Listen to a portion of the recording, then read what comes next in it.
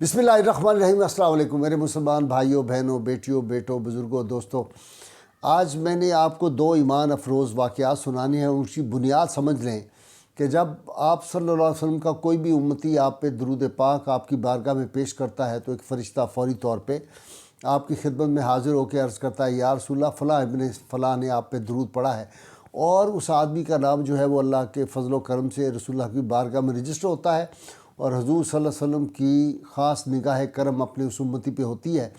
تو قرب مصطفیٰ صلی اللہ علیہ وآلہ وسلم کا سب سے بڑا ذریعہ جو ہے وہ ہے درود پاک، جتنا کثرت سے پڑھیں گے۔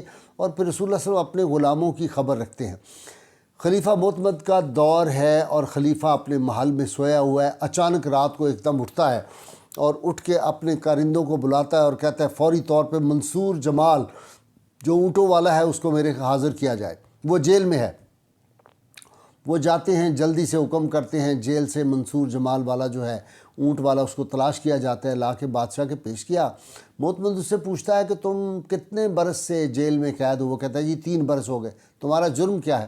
کہتا ہے جی میرا جرم تو کوئی نہیں، میں موصل کا رہنے والا تھا اور وہاں میں اونٹ جو تھا اس کو کرائے پہ دیتا تھا۔ میرا کاروبار کچھ عرصے بعد ذرا کمزور پڑ گیا، میں بھی بچوں کا پیٹ پالتا تھا، میں نے سوچا موصل سے باہر کسی شہر میں جا کے میں یہی کام کرتا ہوں۔ میں اپنا اونٹ لے کے جا رہا تھا، راستے میں دیکھا کہ پولیس والوں نے 10 ڈاکو پکڑے ہوئے تھے اور مجھے بھی انہوں نے روک لیا وہاں پہ۔ تو 10 ڈاکوؤں میں سے ایک ڈاکو نے ان کو بھاری رشوت دی، وہ جو پولیس والے تھے انہوں نے اس کو چھوڑ دیا اور اس کی جگہ مجھے انہوں نے قید کر دیا۔ میں ان کی منت سماجت کرتا رہا، انہوں نے میری ایک نہیں سنی، مجھے جا کے جیل میں بند کر دیا۔ باقی جو 9 ڈاکو تھے ان میں سے کچھ کو رہا کر دیا اور کچھ جو تھے وہ جیل میں ہی مر گئے اس 3 سال کے عرصہ میں۔ اور میں واحد تھا اور میں رات دن جو تھا وہ اللہ کی بارگاہ میں عرض کرتا تھا، درود پاک پڑھتا تھا۔ تو بس یہی میں نے کیا۔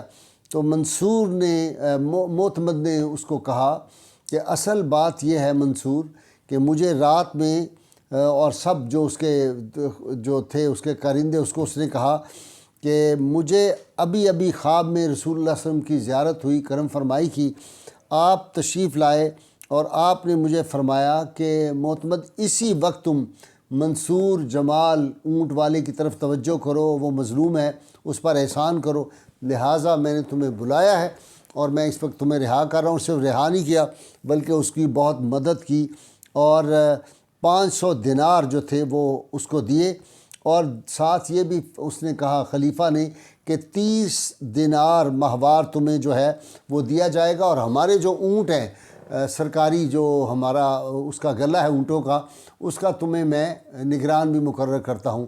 اس طرح اس کو درود پاک کی برکت جو تھی اس سے کتنا بڑا مقام ملا۔ دوسرا واقعہ ابو حسان زیادی کا واقعہ ہے۔ اس کا واقعہ خراسان کا ایک جو باشندہ تھا وہ ابو حسان زیادی کے پاس آیا اور اس کے پاس آ کے 10,000 درہم تھے۔ کہنے لگا میں حج میں جانے کا ارادہ رکھتا ہوں اور مجھے ابھی پتہ چلا راستے میں تھا سفر میں کہ میرے والد فوت ہو گئے ہیں، تو میں نے حج کا ارادہ ملتوی کر دیا، لیکن یہ پیسے 10,000 درہم آپ کے پاس رکھتا ہوں، یہ آپ رکھ لیں، میری امانت، میں واپس آؤں گا والد کو دفنا کے تو پھر میں آپ سے لے لوں گا۔ وہ چلا گیا۔ ابو حسان زیادی جو تھا اس کے حوالے اس نے اپنی وہ تھیلی 10,000 درہموں کی دے دی۔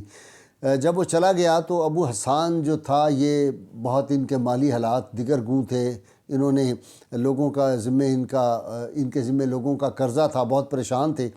انہوں نے سوچا کہ ابھی کچھ دن بعد وہ آئے گا، انہوں نے وہ ساری رقم جو تھی وہ اپنے جو قرض خواہ تھے ان کو جا کے دے دی، ان کا اپنا قرض ادا کر دیا۔ اتنے میں کچھ دنوں بعد وہ آدمی واپس آ گیا جس نے وہ تھیلی امانتاً ان کے پاس رکھی تھی، آ کے اس نے کہا میرے پیسے واپس کریں۔ تو یہ انتہا درجہ پریشان ہو گئے۔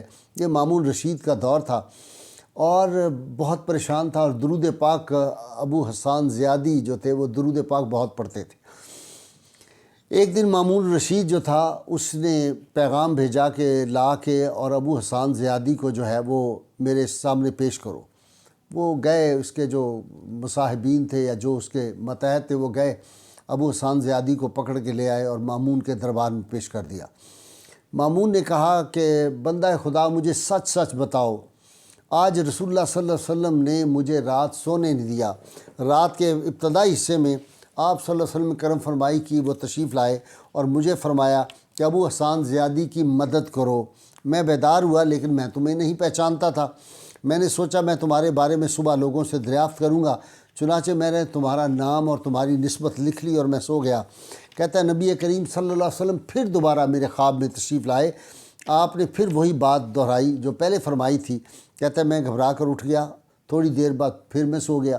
تیسری مرتبہ آپ تشریف لائے تو آپ صلی اللہ علیہ وسلم جو تھے، آپ کے چہرے پہ جو چہرہ انور پہ جو تھے وہ جلال تھا اور ناراضگی کے اظہار تھا۔ تو آپ صلی اللہ علیہ وسلم نے فرمایا خدا کے بندے، ابو حسان زیادی کی تمہیں کہہ رہا ہوں کہ مدد کرو اس کی۔ اس کے بعد کہتا ہے کہ میں ڈر گیا اور میں پھر سونے کی جرت نہیں کر سکا۔ میں بیدار ہوا اور میں نے بہت زیادہ لوگ جو تھے ان کو اپنے ماتحتوں کو کہا کہ ابو حسان کہاں ہے، اس کو تلاش کر کے لاؤ۔ جب اس کو تلاش کہتا ہے کہ جب تم آ گئے تو پھر مامون نے اسے 10,000 جو درم تھے وہ دیے اور کہا یہ خراسانی کو دے دو، یہ اپنا قرض تم جو ہے وہ ادا کر دو۔ کہتے ہیں میں نے 10,000 لیے اور اس نے کہا کہ 10,000 تو اس کے دے دو اور 10,000 مزید دیے کہ اس سے کوئی کاروبار کرو تمہارے حالات بہتر ہو جائیں۔ اور پھر مجھے 30,000 درم مزید دیے، کہنے لگے کہ اپنی بیٹیوں کی بھی شادی کرو، اپنا گھر وغیرہ بھی تم نیا بنا لو، اور جس دن ہمارا سالانہ شاہی جلوس نکلتا ہے اس دن میرے پاس آنا، میں تمہیں کوئی کسی جاب پہ بھی لگا دوں گا۔ وہ کہتے ہیں میں گھر لوٹ گیا اور خراسانی کو میں نے دیکھا کہ وہ دروازے پہ کھڑا ہے جس کے 10,000 درم تھے۔ میں اسے گھر کے اندر لے گیا اور اس کو جا کے جب تھیلی پیش کی، اس نے کہا یہ تو میری تھیلی ہے ہی نہیں، میری تھیلی تو اور تھی، یہ تم نے مجھے کسی اور کے پیسے دے رہے ہو۔ کہتے ہیں میں نے اسے یہ سارا واقعہ سنایا تو وہ رونے لگ گیا۔ اس نے کہا کاش تم نے مجھے پہلے یہ بات بتا دی ہوتی تو میں تم سے کبھی پیسوں کا مطالبہ نہ کرتا۔ اب یہ پیسے تمہارے جو میں نے 10,000 دیا تھے اب میں نے واپس نہیں لینا، تم یہ اپنے پاس ہی رکھو۔ یعنی یہ حال تھا کہ رسول اللہ صلی اللہ علیہ وسلم کی اس پہ کرم فرمائی ہوئی۔ صبح ابو حسان جو تھا وہ کہتے ہیں کہ وہ سالانہ جو ان کا ہوتا تھا دن بادشاہ کا، میں وہاں گیا، محل کی طرف گیا، انہوں نے مجھے بلایا مامون نے، اور مصلح کے نیچے اس کے پاس جو حکم ایک لکھا ہوا تھا وہ دیا اور مجھے کہا کہ میں تمہیں فلاں علاقے کا جو ہے وہ قاضی مقرر کرتا ہوں، یہ حکم نامہ میرا اپنے پاس رکھو اور ہر ماہ تمہیں اتنی تنخواہ ملے گی۔ اللہ تعالیٰ سے ڈرنا کیونکہ رسول اللہ صلی اللہ علیہ وسلم کی تجھ پہ خاص نگاہ کرم ہے، اور اچھے کام کرتے رہنا تاکہ یہ نگاہ کرم تم پہ ہمیشہ رہے۔ تو یہ دونوں واقعات میرا سنانے کا مقصد یہ تھا کہ حضور سید عالمین صلی اللہ علیہ وسلم اپنے غلاموں پہ نگاہ کرم رکھتے ہیں، اور وہ علامہ اقبال کی بات جو علامہ اقبال رحمۃ اللہ علیہ نے نیاز الدین کے نام خط لکھا تھا، میرا عقیدہ اور ایمان ہے کہ سید عالمین صلی اللہ علیہ وسلم جس طرح 14 صدیاں پہلے اپنے غلاموں پہ نگاہ کرم کرتے تھے، ان کو نوازتے تھے، آج بھی اسی طرح اپنے غلاموں کو نوازتے ہیں۔ ہمارا ایمان اور یقین ہونا چاہیے، جب ہم درود پڑھیں تو درود احسانی کیفیت میں پڑھیں کہ یقین ہو۔ پہلے تو وہ خوش نصیب جو رسول اللہ صلی اللہ علیہ وسلم کی براہ راست زیارت کر رہے ہوتے ہیں، امام جلال الدین سیوطی ایسے لوگ جو تھے، بابا جی گوہر الدین جیسے جو لوگ تھے، امام مرسی رحمۃ اللہ علیہ جیسے جو لوگ تھے، ہم تو ان میں نہیں ہیں، شیخ عبدالحق محدث دہلوی جیسے۔ تو پھر یہ تصور کریں کہ میں درود پاک پڑھ رہا ہوں اور آپ صلی اللہ علیہ وسلم میرا درود پاک ملاحظہ فرما رہے ہیں، سن رہے ہیں، تو اللہ کے فضل و کرم سے یہ فیضان آج بھی ملتا ہے۔ میں ایسے لوگوں کو، درجنوں لوگوں کو جانتا ہوں جو اس کیفیت جو ان کو جو نصیب ہے، اور ان لطف ایسے لطف سے وہ ان کے قلب و ذہن لبریز ہوتے ہیں۔ اللہ تعالیٰ سے دعا ہے اللہ تعالیٰ ہمیں حضور رحمت کونین صلی اللہ علیہ وسلم کی غیر مشروط محبت لامحدود فدانی نصیب فرمائے۔ یہاں میں ایک بات کہہ دوں، آپ کو خوشخبری سنا دوں کہ میں نے چند روز پہلے کہا تھا کہ یہ جو دھرنے کا معاملہ چل رہا ہے، یہ جو تحریک لبیک کا ہے، اس میں مفتی منیب الرحمان صاحب کو بلاؤ، یہ مسئلہ حل ہو جائے گا۔ اللہ کے فضل سے آج آپ نے دیکھا کہ مفتی منیب الرحمان کو بلایا اور کس طرح خوش اسلوبی سے یہ معاملہ ہو گیا۔ مجھے بہت دکھ ہے، بعض دانشور حضرات جو ہیں وہ ٹیلی ویژن پہ بار بار آ کے اس بات کو، تو ان کو بہت دکھ ہے کہ یہ کیوں قتل و غارت نہیں ہوئی، یہ کیوں معصوم لوگوں کی جانیں ضائع نہیں ہوئی۔ وہ کہتے ہیں حکومت کو یہ معاہدہ نہیں کرنا چاہیے تھا تاکہ یہاں کچھ تو خون لگے امت مسلمہ کے فرزندوں کی، رسول اللہ صلی اللہ علیہ وسلم کے غلاموں کی جو لاشیں بچے، خون بہے۔ اللہ تعالیٰ ان کو بھی ہدایت نصیب کرے۔ یہ بہت اچھا ہو گیا ہے۔ جس نے اس کار خیر میں حصہ لیا میں ان کو مبارکباد پیش کرتا ہوں، اور خاص طور پہ مفتی منیب الرحمان کو، اور میں حکومت وقت کو کہتا ہوں اس بات کو سمجھو، مفتی صاحب کو آپ نے ہٹا کے کتنی بڑی غلطی کی ہوئی ہے یہ، اور ان کو ہٹا کے آپ کتنے ستی لوگوں کو لے کے آئے ہیں، یہ غور کرنے کا مقام ہے۔ میں اس سے زیادہ کچھ نہیں کہنا چاہتا۔ نعرہ لگائیں پاکستان کا مطلب کیا؟ لا الہ الا اللہ محمد رسول اللہ صلی اللہ علیہ وآلہ وسلم۔